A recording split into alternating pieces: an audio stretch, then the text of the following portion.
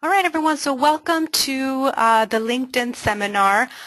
First of all, I want to start off by introducing myself. My name is Gracie, and I'm a recruiter for the SEO Career Program, and I'm also the program coordinator for the Asset Management Program.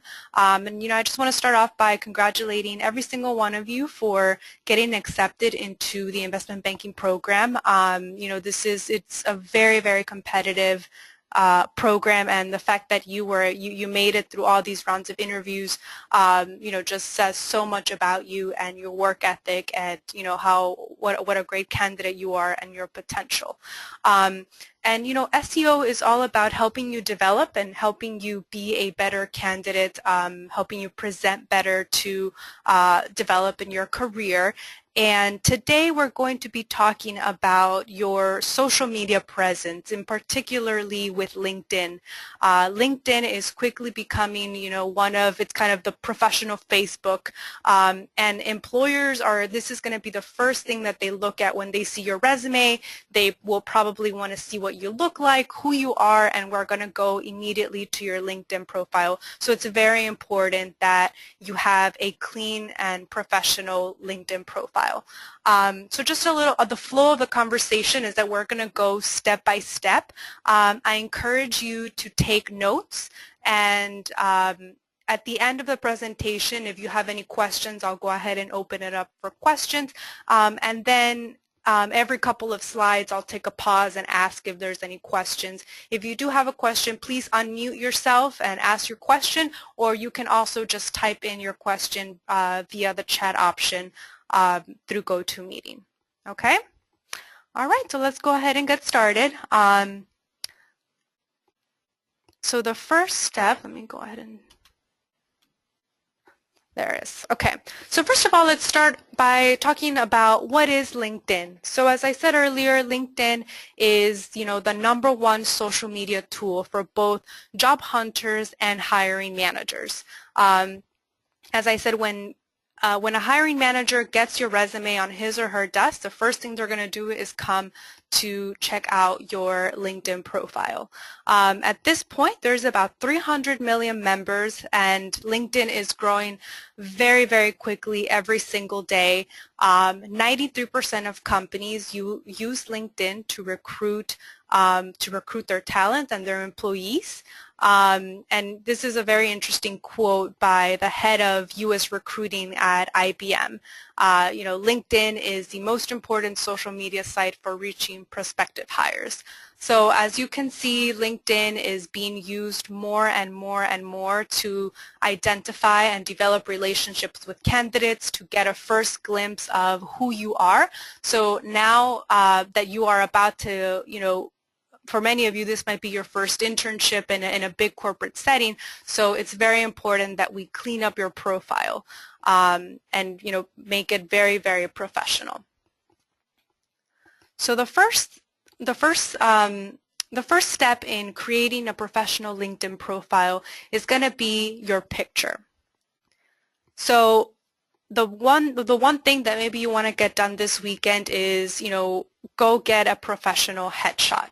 Now, I know that it might be a bit expensive to get a professional headshot, so if you can't afford that, the next thing you can do is maybe have your roommates or a friend take a picture of you in front of a blank wall, and you just make sure you're wearing professional attire.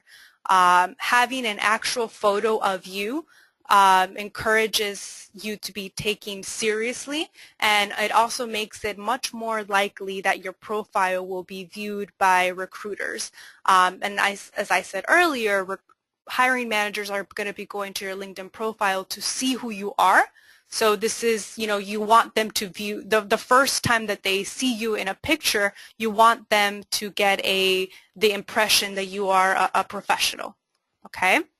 This is something that I always keep in mind, and it's something that one of my mentors in college told me. And, one of the things she said was, if you want to be perceived as a professional, you have to look like one. So what does that mean? In investment banking, it means for men, always be business formal, and the same for women. If you have any questions as to what exactly that entails, what color of shirt you should be wearing, your tie, for women jewelry, or if maybe the blouse is too low cut, always feel free to reach out to your investment banking coach, and he or she will be can work individually with you and give you some tips on what's appropriate and what might not be appropriate to wear.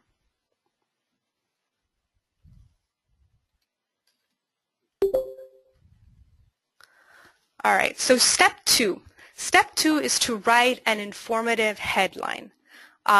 So examples of an informative headline can be maybe that you're an honors student seeking a marketing position, or that you're a summer analyst at Goldman Sachs.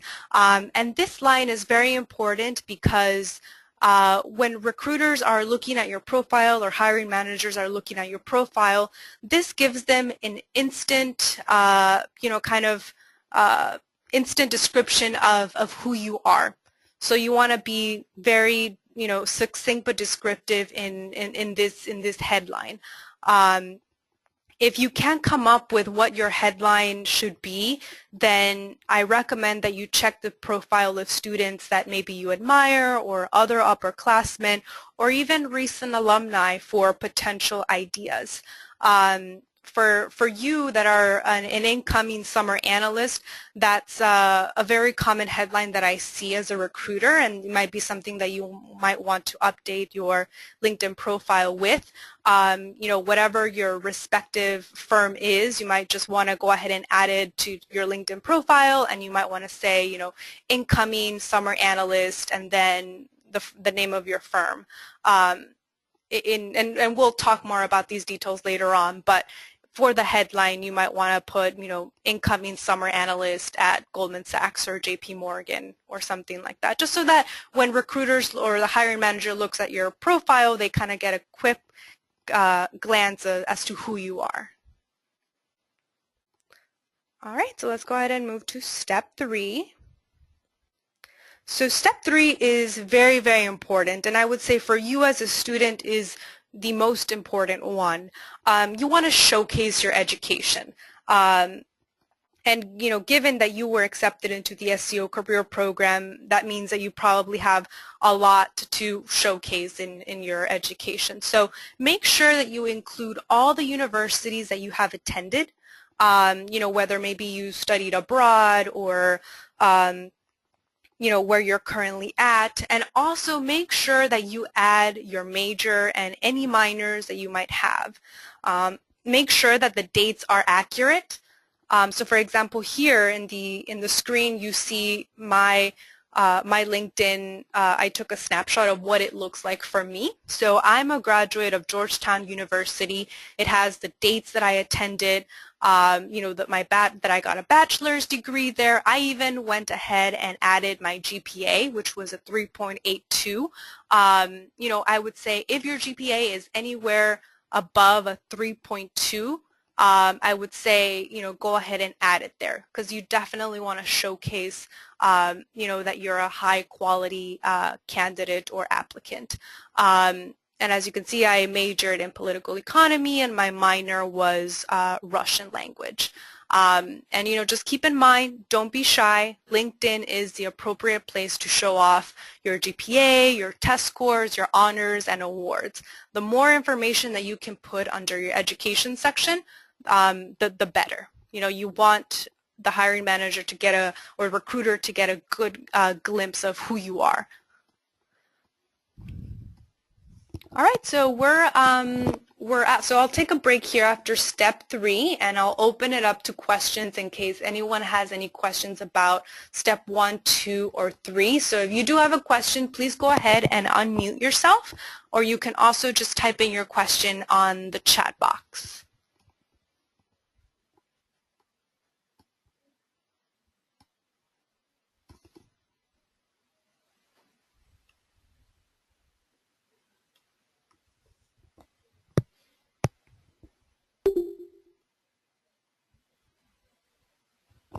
All right, does anyone have any questions?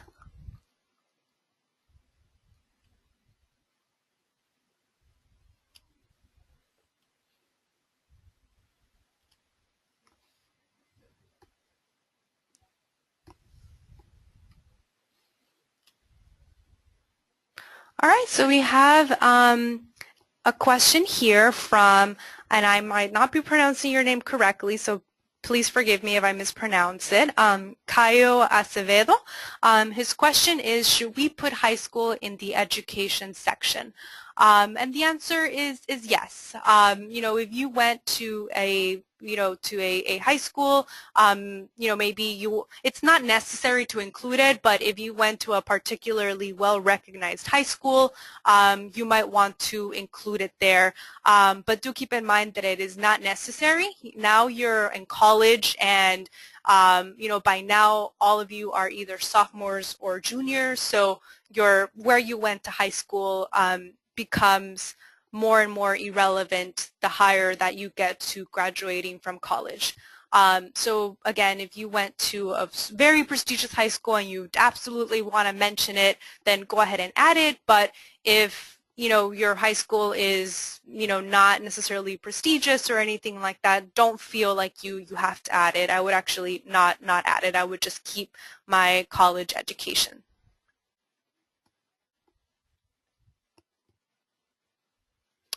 Kyle, does that answer your question? Okay, excellent. Any more questions? Come on, guys, don't be shy.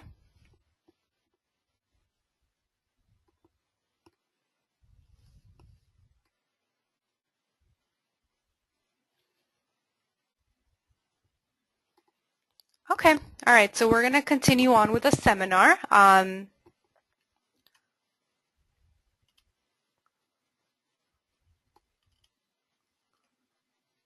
All right, so step 4 is develop a professional summary. So in your LinkedIn profile, there is a section at the very top of the page that is titled Summary. And this summary is just a very brief summary of who you are professionally, you know, maybe, you know, what you want to accomplish in the future, but very, very, very you know, concise summary of who you are, your qualifications, and your goals. So you can think of it as being the first paragraph of your cover letter.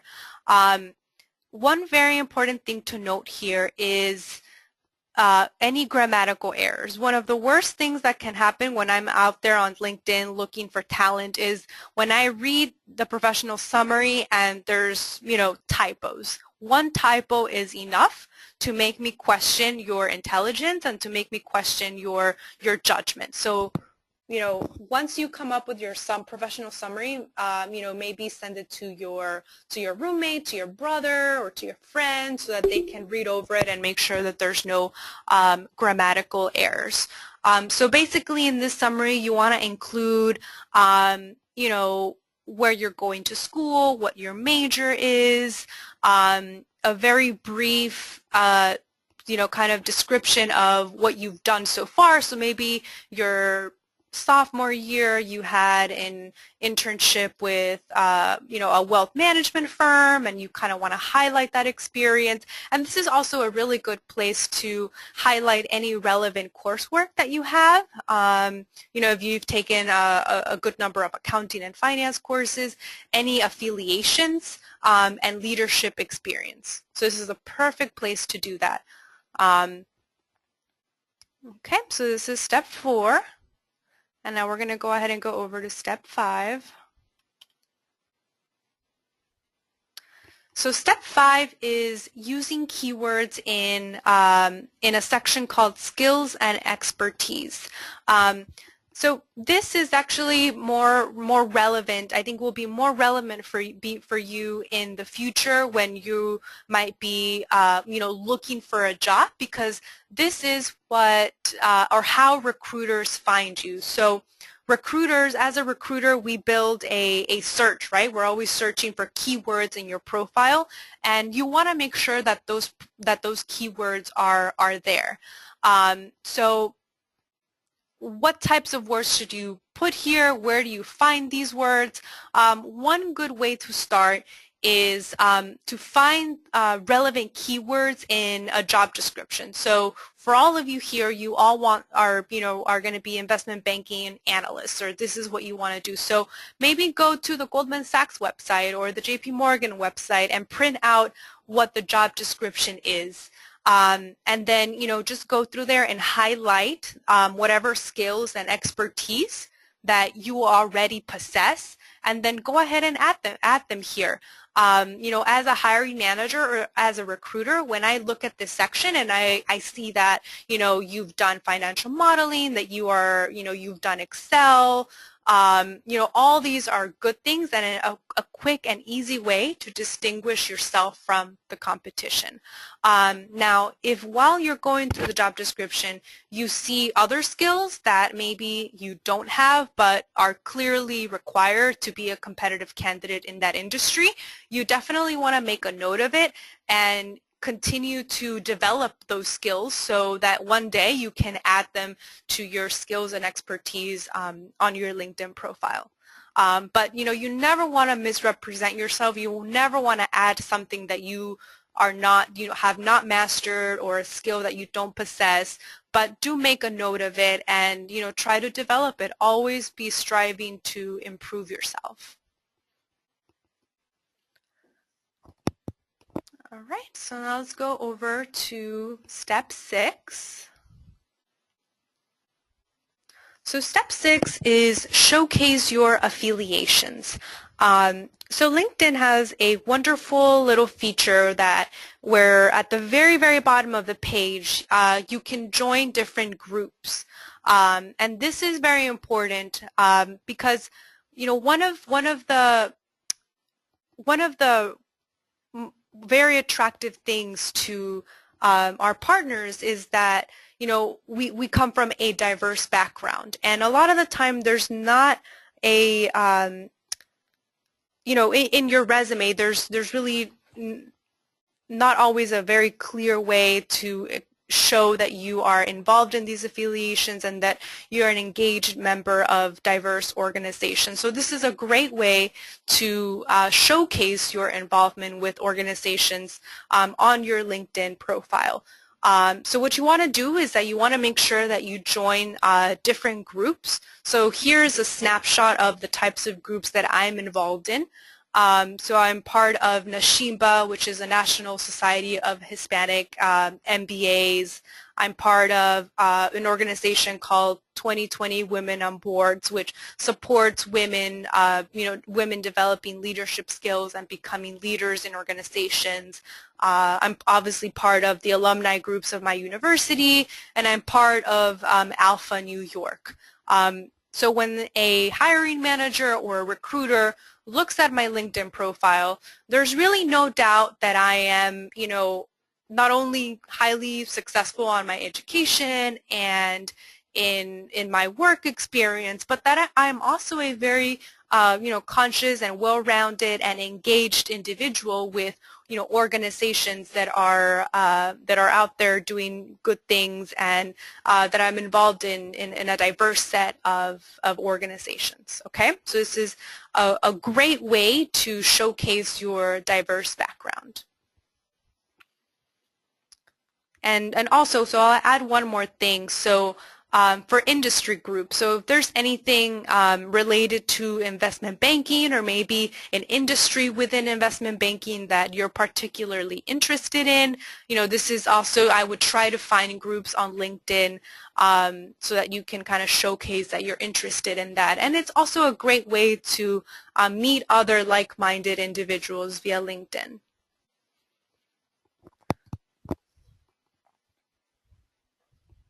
All right, so I see that there's a question coming up here, so let me go ahead and answer it before we go on to step 7.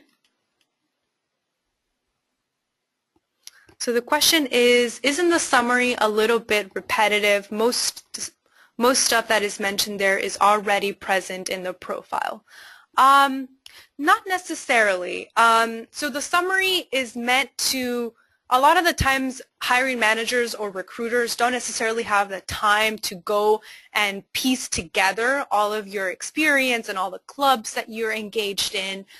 So the summary is a good way of, you yourself summing up your experience and your extracurricular activities and just putting it together in, a couple of maybe, 3-4 sentences. And this is particularly applicable for recruiters. We're always, we go through a lot of profiles, so it's always really, really helpful if at the very beginning of the profile, in maybe 3 or 4 sentences, we can get a good idea of who you are as a candidate. And as I said, it's also a good way for you to, or for the recruiter or the hiring manager to get a good idea of what your writing skills are. And obviously that's really good. And I'm confident that most of you are good writers and are able to put 3 or 4 sentences together.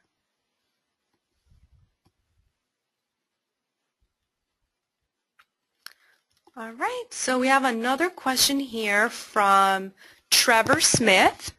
It says, when is the appropriate time to add another professional on LinkedIn? Is it after an initial conversation? Is it after an initial conversation over the phone appropriate? So I would say be very selective with who you accept invitations to and who you send out invitations to. As you continue growing in your career, you want to be protective over your network. You don't want to make it so big that some people that are in your network you don't know.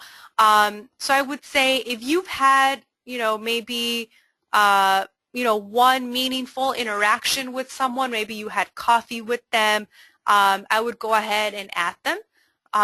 And when you send them the contact request, there's a little section where you can go ahead and add a paragraph of text. So I always like to, just have like a couple of sentences saying, hey John, it was great meeting you at, the JP Morgan networking event. I hope that we can stay in touch, or I look forward to staying in touch.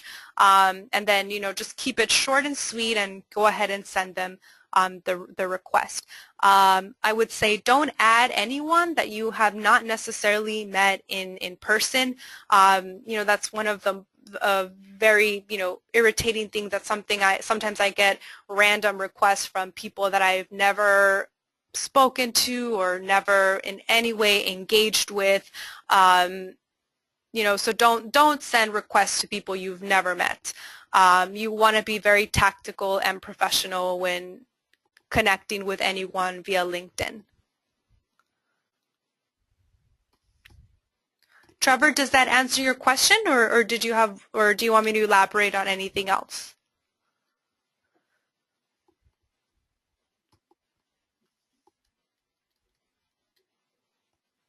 Okay, excellent. Any more questions?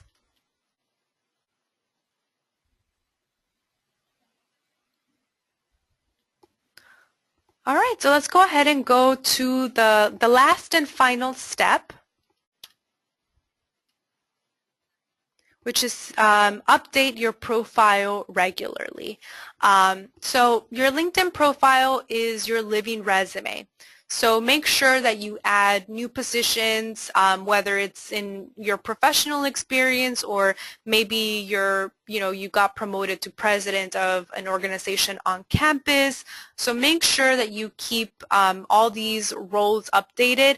And one of the most important things is make sure that the dates are correct. As soon as you are no longer working in one job, make sure that you go ahead and adjust that, you're not working there anymore.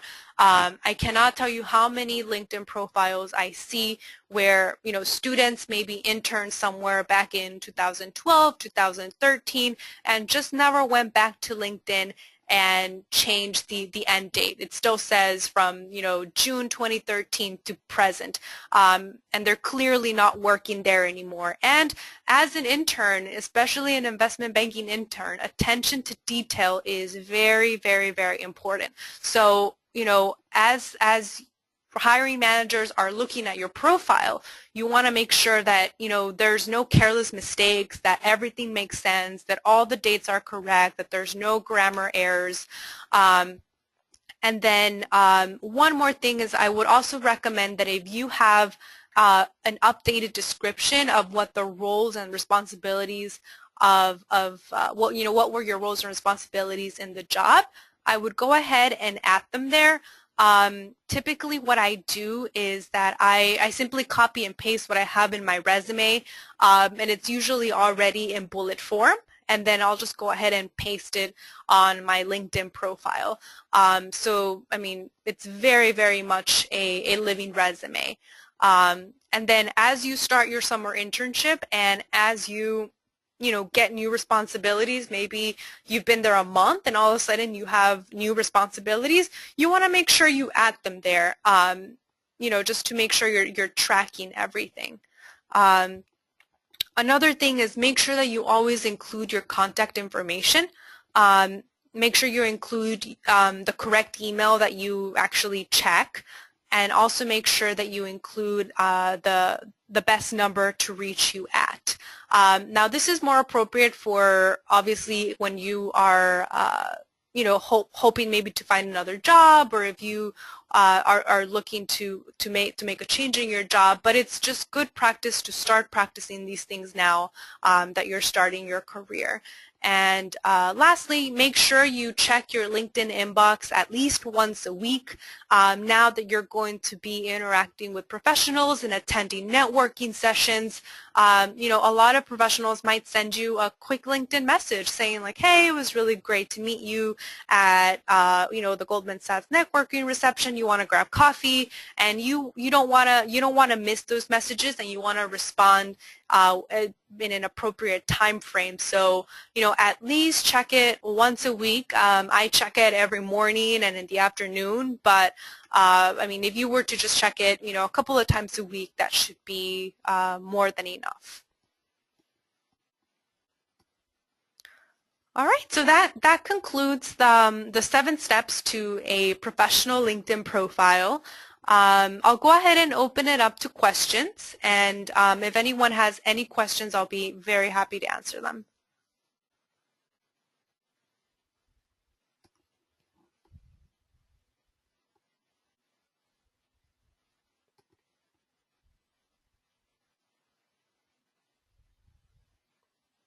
So if you're trying to ask a question, make sure you unmute yourself.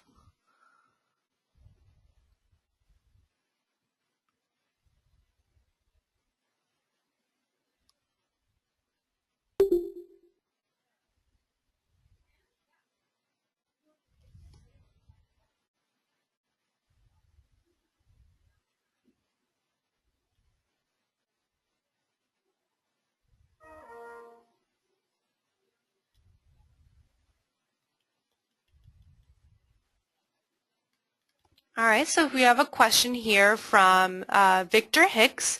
This is a minor detail. Do you have any issues with students using third person in their summaries?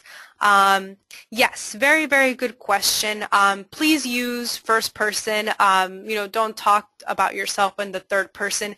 It's, preferred and completely acceptable to talk in first person and say, I attended X university, I majored in blah, blah, blah, and I worked at, JP Morgan. So definitely you do not feel like you need to speak on the third person. First person is preferred.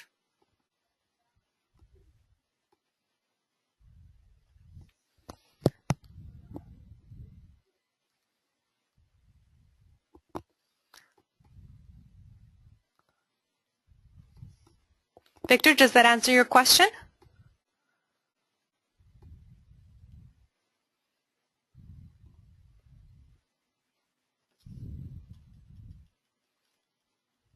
Okay, excellent. All right, any other questions?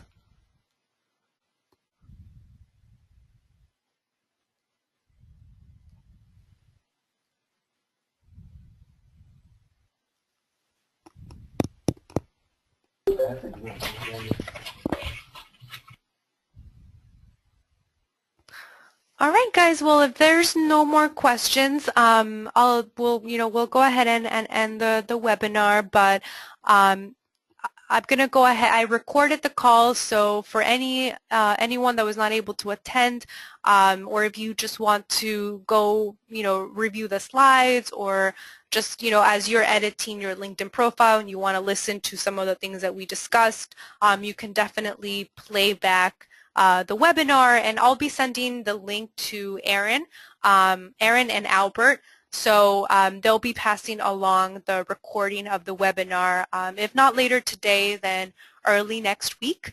As you're doing the edits on your profile, if you want to reach out to me, if you want me to look at your LinkedIn profile or just want to, talk through any changes you want to make, do feel free to reach out to me. I'm not sure if you guys can see my, if I type here, actually I can just let Aaron know to send everyone my email, and if you have any questions, please do feel free to reach out to me. I'd be happy to work with you to help you with your LinkedIn profile. All right, so hope everyone has a great weekend, and any questions, please feel free to reach out to me. Thank you so much for making the time to join the webinar and learn a little bit about LinkedIn.